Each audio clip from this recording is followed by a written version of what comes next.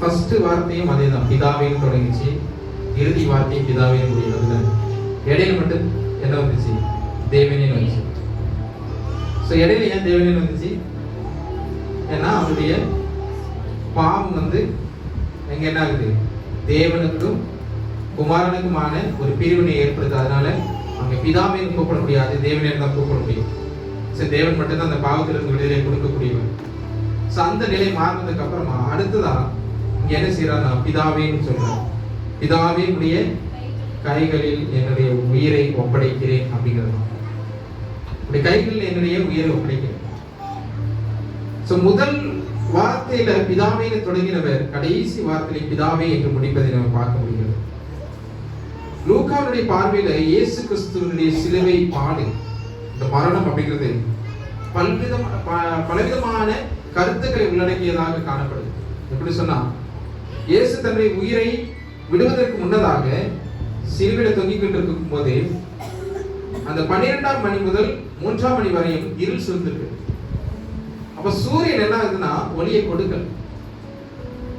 இதைத்தான் இங்க வந்து விவரித்து இந்த லூக்கா சொல்லுதாரு. பழைய காலங்களில் என்ன ஆச்சுன்னா, இந்த கிழக்கு நகரத்துல இருக்கக்கூடியவங்க எப்படி ஒரு நம்பிக்கை இருந்துச்சுன்னா, ஒரு பெரிய ஒரு நிகழ்வு நடக்குது, பெரிய ஒரு நிகழ்வு அந்த ஏரியாவில் நடக்குதுன்னு சொன்னா ஒரு இருள் சூழ்ந்துதான் காணப்படணும்.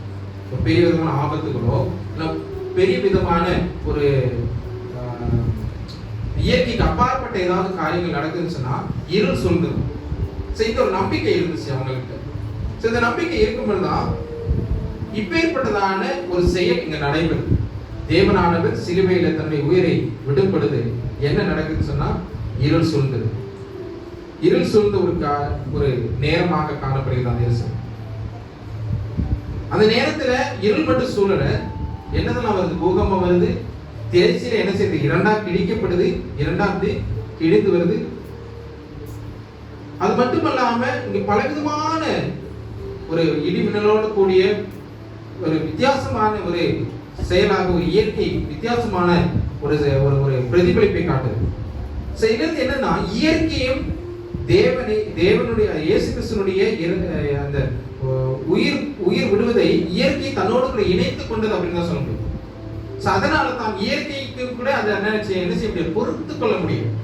இயற்கைக்கு கூட இந்த ஒரு நிகழ்வை பொறுத்துக் கொள்ள முடியாம இயற்கையுமே என்ன ஆகுது? ஏன்னா படைத்தவர் வந்து அங்க வந்து உயிரை விடுபடுது. ஆட்டோமேட்டிக்கா அந்த படைத்தவருடைய குழந்தையா இருக்கக்கூடிய இயற்கைகள் என்ன ஆகும்? பாரப்படதான செய்யும். அவருடைய அழுகுரல் தான், இயற்கையினுடைய அழுகுரல் தான் இங்க என்ன ஆகுது? இப்பேற்பட்டதான பூகம்பத்திற்கும் இப்பேற்பட்டதான திரைச்சலை கிழிவதும் பலவிதமான நிகழ்வுகளுக்கு நடப்பதற்கான காரணம் என்ன? தேவனானவர் என்னை படைத்தவர், என்னை உருவாக்கினவர். ஆதியாகமத்தில் இருக்கிற மாதிரி சகலத்தை உருவாக்கினவர் அவர் இந்த உலகத்திற்கு கொஞ்ச நேரம் இல்லாம இருக்கிறது என்ன ஆகுது? தெரிகிறது. ஒரு வித்தியாசமான நிகழ்வு அங்கே ஏற்படுது. ஒரு இருளை சூழக்கூடிய ஒரு விதமான ஒரு நேரத்தை அங்கு கொடுக்குது. இங்க பார்க்கும் பொழுது பலவிதமான நிகழ்வுகள்ல இது ரொம்பவே முக்கியமானது. ஏன் அப்படின்னு சொன்னா, கடவுளுடைய படைப்புகள் அனைத்துமே அந்த நேரத்துல படைப்புல ஒண்ணு மட்டும்தான் தேவனுக்கென்று கதறலை, தேவனுக்கென்று அங்கலாய்க்கல் மனிதர்கள். ஆனா பாக்கி அனைத்தும் என்ன ஆகுது? தேவனுக்கென்று கதறது கிடக்கு. ஐயோ, என்னை படைத்தவர் இப்படி பாடுதாரு, இப்படிப்பட்டதான பாடுகளை அனுபவிக்கிறாருன்னு சொல்லி அவங்க என்ன செய்யறாங்க? அந்த படைப்புகள் அனைத்துமே மனுஷனை தவிர பாக்கி எல்லாரும் என்ன ஆகுது? கொந்தளிக்கிறாங்க. கடல் கொந்தளிப்பு நம்ம பார்த்துக்கணும் அப்படிதானே? அந்த மாதிரி ஒவ்வொரு இயற்கையெல்லாம் கொந்தளிக்குது, மிருக ஜீவன்கள்லாம் கொந்தளிக்குது. மனிதனை தவிர யாருக்காக இந்த சிலுவையில் அறையப்பட்டாரு? மனுஷனுக்காக. அந்த மனுஷனை என்ன விசாரமா ஓகே அப்படி சாப்பிட்டாரா? ஓகே. பல நேரத்துல நம்மளும் அப்படிதானே, நம்முடைய தாய் தகப்பன்மார்களுக்கோ அவங்களுடைய ஒரு வருத்தத்திற்கோ வேதனைக்கோ நம்ம வந்துட்டு நம்ம உள்ளாக்கவே மாட்டோம். நம்ம பல விதத்துல பலவிதமான உலக பிரகாரமான சூழ்நிலைகளில் இசைந்து அப்படியே போய்கிட்டே இருக்கும். நமக்கு அவங்க ஒரு அட்வைஸ் சொன்னா கூட நமக்கு அது பிடிக்காது. நம்மளை சீர்திருத்தத்துக்காக அவங்க ஏதாச்சும் முயற்சி எடுத்தா கூட நமக்கு அது பிடிக்காது. இந்த உலகத்துல இப்படிதான் நடக்குன்னு சொல்லி அதெல்லாம் கடந்து வந்தவர்கள் தான் நம்முடைய தாய் தகப்பன்மார். ஆனா அதை உணர்ந்து கொண்டு அந்த ஒரு சிந்தையோடு கூட அவங்க நமக்கு சொல்லும் பொழுது நமக்கு என்னது? எரிச்சலும் கோபமும் தான். இங்க படைத்தவர் இப்பேற்பட்டதான ஒரு சூழலை காணப்படுகிறது.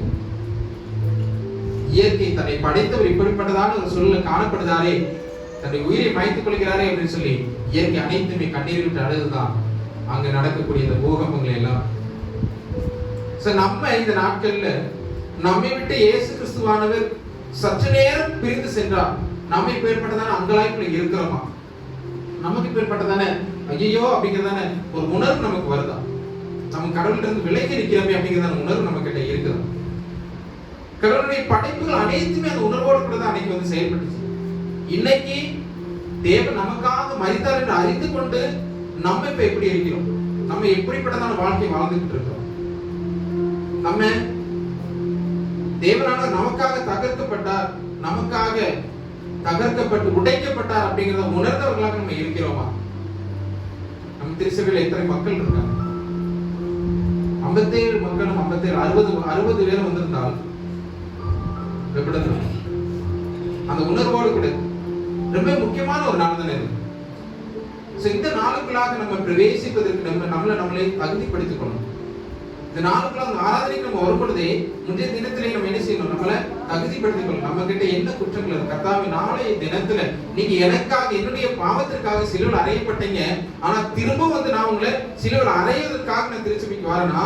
இல்லைன்னா நீங்க சிலுவையில் அறையப்பட்டது நிமித்தமாக அந்த கல்லனை போல பரதேசியில் இருப்பதற்காக நான் வரணும் அப்படிங்கிறது. இந்த ஒரு உணர்வு நமக்குள்ளாக இருக்கும். நம்முடைய வாழ்க்கை எப்பொழுதுமே தேவனுக்குள்ளாக மட்டும்தான் காணப்படும், தேவனுக்குள்ளாக மட்டும்தான் இருக்க வேண்டும். எதிர்பாராத விதமாக இப்பேற்பட்டதான செயல்கள் எல்லாம் நடந்துகிட்டே இருக்கு. நமக்குள்ளாக பலவிதமான செயல்கள் காணப்படலாம், பலவிதமான அங்கலாய்ப்புகள் காணப்படலாம். தேவனுக்குள்ளாக நம்ம இருந்து பிரிந்து காணப்பட்டதோம்னா, அகற்று காணப்பட்டிருந்தோம்னால் தேவனுக்குள்ளாக நம்முடைய வாழ்க்கையை கொண்டு செல்வோம். பல நேரங்கள்ல நம்மளை சோதித்து அறிந்து கொள்வது ரொம்பவே நல்லது. நம்முடைய வாழ்க்கையினுடைய காலத்தை, நேரத்தை நம்ம எப்படி பயன்படுத்துறோம்? நம்ம எப்படி வாழ்ந்து கொண்டு இருக்கிறோம்?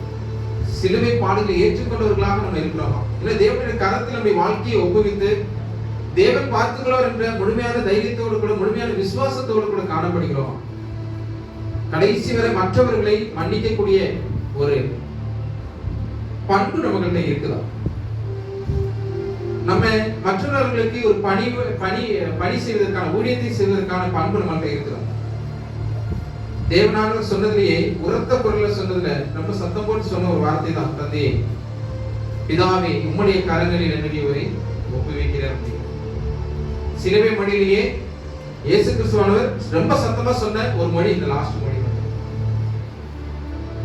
இந்த ஒரு ஆற்றல் அவருக்கு எங்க இருந்து வந்துச்சுன்னு சொன்னா, அவர் குழந்தையாக இருக்கும் பொழுது பெத்லகேமில் பிறந்த போது தன்னுடைய தாய் மரியாள், தன்னுடைய தந்தையாரு மோசே யோசேப், இவங்களுடைய முகத்தை வருடி, கைகளால் வருடி கொண்டிருந்த அந்த கரங்கள், ஓகேவா?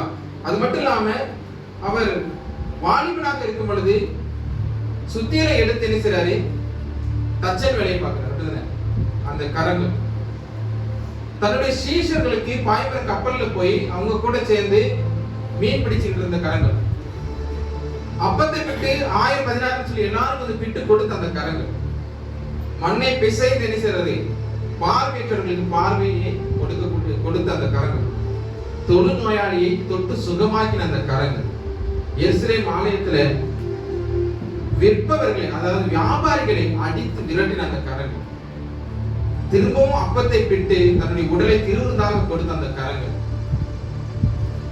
கெத்செமனேல மன்றாடி அன்றைய தினத்துல அவர்களுக்காக ஜெபித்த அந்த கரங்கள், இயேசுவின் அந்த கரங்கள் இப்போ தன்னுடைய பணி நிறைவடைந்தது அப்படின்னு சொல்லி அங்க இருக்கக்கூடிய அந்த இருள் சூழ்ந்த அந்த நேரத்துல தேவனானவர் தன்னுடைய குமாரனுக்கு கொடுத்த அந்த பொறுப்பினை நிறைவேற்றின அந்த முழுமையை புரிந்து கொண்டு தன்னுடைய தந்தையிடம் தன்னை ஒப்புவிக்கக்கூடிய அந்த சூழல். அந்த கரங்கள்ல தான் இப்பேற்பட்ட நன்மை செய்த அந்த கரங்கள்ல தான் ஆணி அடிக்கப்பட்டது. அந்த கரங்கள்ல தான் ஆணி அடிக்கப்பட்ட இரத்தங்கள் வழிந்து வந்தது. இனி உமது கரங்கள்ல ஆற்றல், அதாவது ஆற்றல் எப்படின்னா, இயேசு கிறிஸ்துவுக்கு ஒரு ஆற்றல் இருந்தது. மனுஷனாக இருக்கும் பொழுது அந்த ஆற்றல் இனி இல்ல. இனி எந்த ஆற்றல் இருக்கும்? தெய்வீக ஆற்றல் மட்டும்தான் இருக்கும். மனுஷத்துவத்துக்கான ஆற்றல் இல்லை. இனி தெய்வீகத்துக்கான ஒரு ஆற்றல் இனி காணப்படும். அப்பேற்பட்டதான ஆற்றல்ல தான் உரத்த சத்தத்துல தேவனானவர் என்ன செய்றாரு? பிதாவே, என்னுடைய ஆவியை உம்மிடத்தில் ஒப்புவிக்கிறேன். நமக்கு அறிவு, படிப்பு, பணம், அதிகாரம், அழகு எல்லாமே தேவனானவர் தந்ததுதான். இந்த தேவனானவர் தந்தது நமக்கு சும்மா ஒரு நேரப்போக்குக்காக தரல. இது அனைத்துமே நமக்கு தந்தது தேவனை தொடுவதற்காக, தேவனை ஆராதிப்பதற்காக, தேவனை மேன்மைப்படுத்துவதற்காக. நம்ம கடவுள் மீது வைக்கக்கூடிய நம்பிக்கை எவ்வளவாக காணப்படும்? நம்முடைய அதிகாரத்தின் நிமித்தமாக, நம்முடைய அழகின் நிமித்தமாக, நம்முடைய உலக பிரகாரமாக இருக்கக்கூடிய இந்த பொறுப்பின் நிமித்தமாக நம்ம தேவனை மறந்து விலகி காணப்படுகிறோமா? இந்த தேவனுக்குள்ளாக காணப்படுகிறோமா? 7 மணி தியானித்தோம், அப்படிதானே? முதல் மணி என்ன? பிதாவே, இவர்களே மன்னி. அந்த மன்னிப்பு நம்ம கிட்ட இருக்குதா? இரண்டாவது,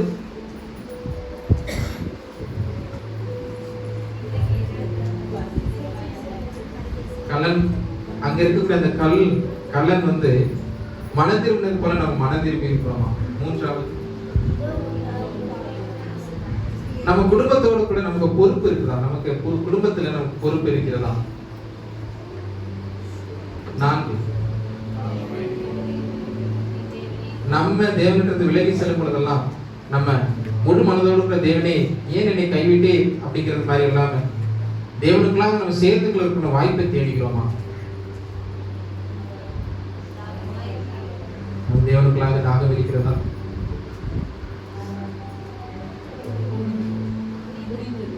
நம்மளுக்கு கொடுக்கப்பட்ட பொறுப்புகளை நேர்த்தியாக செய்து முடித்திருக்கிறோமா? அப்படி கொடுத்து முடிச்சிருந்தா மட்டும்தான் நம்மளாலே இந்த வார்த்தையை என்ன செய்ய முடியும்? சொல்ல முடியும். இதாவே நம்மள தேவனானவர் எடுத்துக்கொள்ள நல்ல போராட்டத்தை போராடினேன், ஓட்டத்தை முடித்தேன் அப்படிங்கிறது மாதிரி இது தேவனுடைய வார்த்தை. மனுஷர்கள் நம்ம சொல்வதற்கு நல்ல போராட்டத்தை போராடினேன், ஓட்டத்தை முடித்தேன் அப்படிங்கிறதான வார்த்தை நமக்கு சொல்வதற்கு தகுதி இருக்குமா அப்படிங்கிறதை நாமே சோதித்தறிவோம். தேவன் தாமே இந்த வார்த்தைகள் அனைத்து பிரகாரமாக ஒவ்வொருவரையும் ஆசீர்வதிப்பாராக.